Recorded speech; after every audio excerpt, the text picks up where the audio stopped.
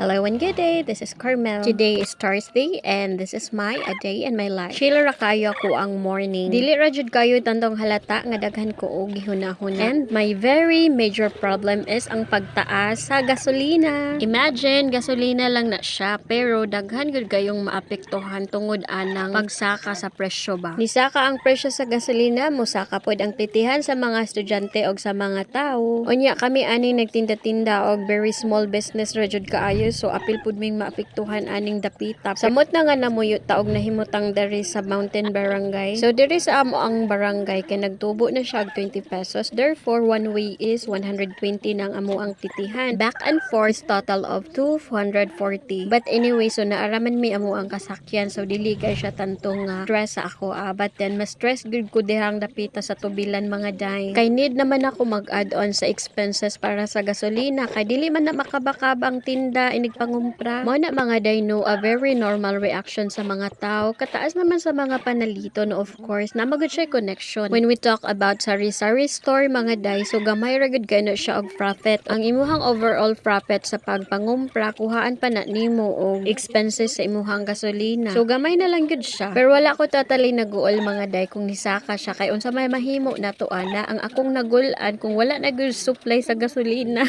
Murag dako jud kaayo na siyang crisis adjustment para sa ato ang mga ultimong mga tao ba. So kung kitang tanan mga dayno himuon nato og big deal ang everything. So murag dako jud kay tag problema. Nga in the end kabalo man tang wala tay mabuhat ana. So ako day di na lang ko magproblema siguro oy. So magpadayon na lang ko sa ko ang life. Wala man gud tay choice kung dili mag-move forward unya. Kamwat may na lang gid siguro kay murag maangin man pud tang tanan so dili ra man sag ako'y magproblema. Kay although no lahi-lahi man gyud ta og sitwasyon, lahi-lahi ta og mga giatubang nga mga gihambin nga mga problema pero in general magud ni siya nga crisis. So dali ra jud kaayo ko naka-realize mga dayno nga nganong magproblema man ko.